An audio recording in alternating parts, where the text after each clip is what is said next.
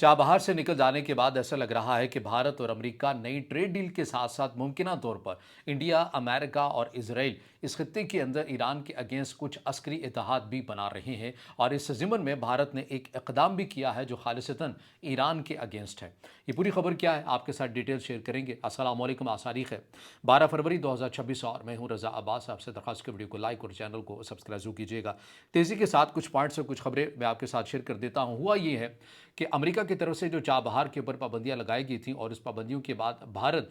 जिसका ये दावा है कि उसकी खारजा पॉलिसी आज़ाद है और वो जितनी मर्जी पाबंदियां लगा लिया जाएँ, वो रशिया से ना ही ऑयल लेना बंद करेगा और ना ही ईरान के साथ अपने ताल्लुकात को मुनक़ता करेगा। लेकिन जब अमेरिकी सदर डोनाल्ड ट्रंप की तरफ से पाबंदियां लगाई गई, स्पेसिफिक चाबहार से मुतल्लिक भी लगाएगी, तो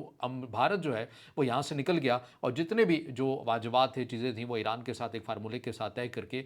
इस बंदरगाह से या इस चाबहार से वो निकल जाता है। उसके फौरी बाद हम ये देखते हैं कि मिलिट्री जो कार्गो जहाज़ हैं,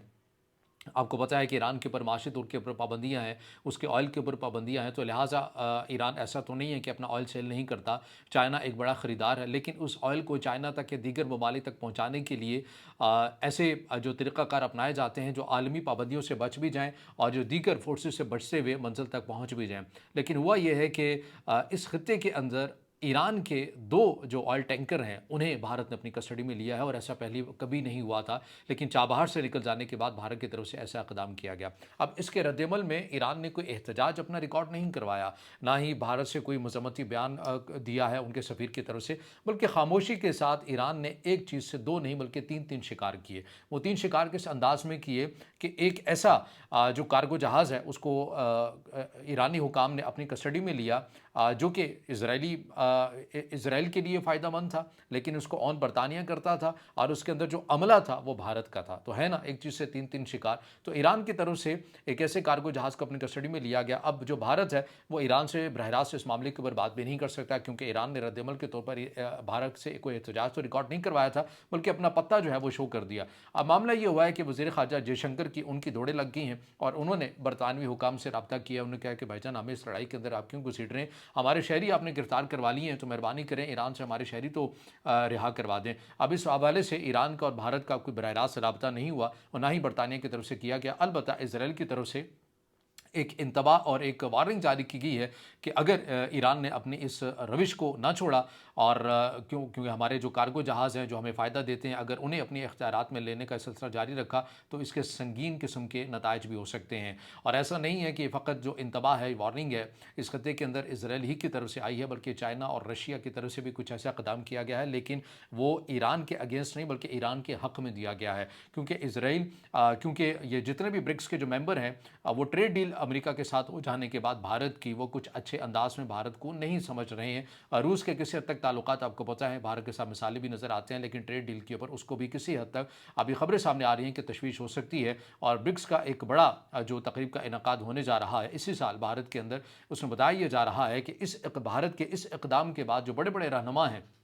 ममालिक है, जिसके अंदर चाइना है, रशिया दीगर हैं, उनके जो रहनुमा हैं अव्वल दर्जे के, वो शायद भारत का विज़िट ना करें बल्कि अपने सेकंड या थर्ड जो कैटेगरी है क़यादत की उन्हें भेजें। क्योंकि ऐसा लग रहा है कि वो ये समझते हैं कि भारत जो किसी हद तक अपने एक उसूली मौक़िफ़ के ऊपर कायम था, लेकिन अब ऐसे लग रहा है कि वो अमेरिका के साथ अपनी क़ुर्बतें बढ़ाता हुआ नज़र आ रहा है और इस खत्ते के अंदर मज़ीद टेंशन जो है वो उभर भी सकती है। इसके साथ साथ एक और बड़ी हैरानकुन खबर ये भी सामने आई है कि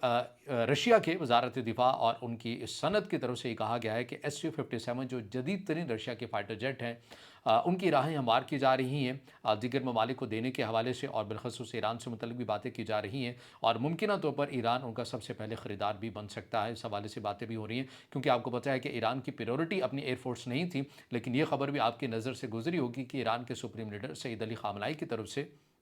तकरीबन 30 से 32 साल के बाद अपनी एयरफोर्स से उनकी क़यादत से ख़िताब किया गया है या उनके साथ गुफ्त-ओ-शनीद का जो सिलसिला है वो दोबारा से बहाल हुआ है। उससे पहले इस तरह की जो ख़बरें हैं वो आप नहीं सुनते थे। तो उसकी वजह ये थी कि ईरान की एयरफोर्स अपनी बनाने की, दोबारा से मुनज़्ज़म करने की कोई प्रायोरिटी नहीं थी। लेकिन ईरान इसराइल की 12 रोज़ा जंग के बाद अब ऐसा लग रहा है कि ईरान बहुत तेज़ी के साथ और संजीदगी के साथ अपनी एयरफोर्स को डेवलप भी कर रहा है। और SU-57 के हवाले से भी कुछ खबरें चल रही हैं कि ईरान इसका ख़रीदार भी हो सकता है, और अगर ख़रीदार हो सकता है, तो आप ये भी ज़हन में रखिए कि ये मामला इतनी तेज़ी के साथ नहीं हो सकता कि 1 महीने 2 महीने के अंदर ही ये जो फाइटर जेट हैं ये ईरान को मिल जाएंगे। इसमें साल भी लग सकता है और सालों भी लग सकते हैं, क्योंकि अमले की तरबियत होती है, दीगर पेचीदगियाँ होती हैं। फिर ईरान के ऊपर तो अच्छी खासी किस्म की पाबंदियाँ हैं, तो रशिया ये चाहेगा कि मुकम्मल उन पाबंदियों के जद में भी ना आए, वो भी एक मोहतात रस्ते के अपनाते हुए ईरान तक ये जो टेक्नोलॉजी है इसकी रसाई को यकीनी बनाया जा सके। इस हवाले से जो चीन की तरफ से जो खबरें सामने आ रही हैं कि चीन ने भारत के इस इक़दाम को कुछ अच्छे अंदाज में नहीं लिया,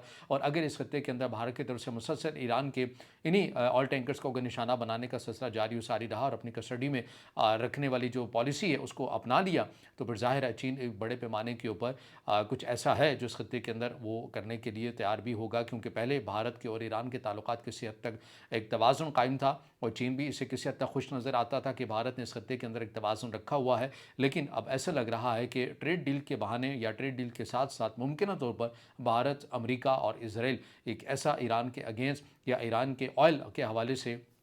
कुछ ऐसी पॉलिसी है वो उनका हिस्सा भारत भी है वो बनता हुआ जा रहा है, क्योंकि उसके अंदर एक खबर ये भी सामने आई थी कि वेनेजुएला से मुतलिक जो पॉलिसी अपनाई गई थी अमेरिका की, वैसी जो पॉलिसी है उसका निफाज ईरान से मुतलिक भी कर दिया जाए कि जितने भी ऑयल टैंकर्स या ईरान से मुतलिक समंदर के ऊपर जितने भी बहरी बरदार जहाज़ हैं या जो भी है जिनका ताल्लुक़ ईरान से हो, उन्हें अपनी कस्टडी में लिया जाए। लेकिन उसके ऊपर कुछ तजज़ियाकार और माहिरीन ये कह रहे हैं कि अमेरिका की जो स्टेट है वो इस फैसले से पीछे इसलिए हटकी है कि उन्हें ऐसा लगता है कि अगर हमने कुछ ऐसा एक भी इक़दाम किया तो ईरान का रद्दअमल शदीद हो सकता है, जिसके लिए हम अभी उस तरह मुकम्मल तौर पर मुमकिन तौर पर तैयार नहीं है। तो भारत भी अब ऐसा लग रहा है कि इस खत्ते के अंदर मुकम्मल तौर पर इन्वॉल्व हो रहा है, लेकिन वो अपने क़ुर्बतें और अपने ताल्लुक़ और अपनी जो मोहब्बतें हैं वो एक ब्लॉक के साथ बताता हुआ नज़र आ रहा है, जिसने एक अरसे तक तवाज़ुन रखा हुआ था, लेकिन चाबहार से निकलने के बाद अब कहीं और खड़ा हुआ आपको नज़र भी आ रहा है। ये तमाम तर वो अपडेट्स हैं, चीज़ें जो आपके सामने रखी। अब इससे जुड़ा आपका कोई सवाल हो या राय हो तो ज़रूर कमेंट में ज़ाहिर ख्याल कीजिएगा, वीडियो को लाइक कीजिएगा, दोस्तों के साथ शेयर कीजिएगा और इस चैनल को ज़्यादा से ज़्यादा सब्सक्राइब भी।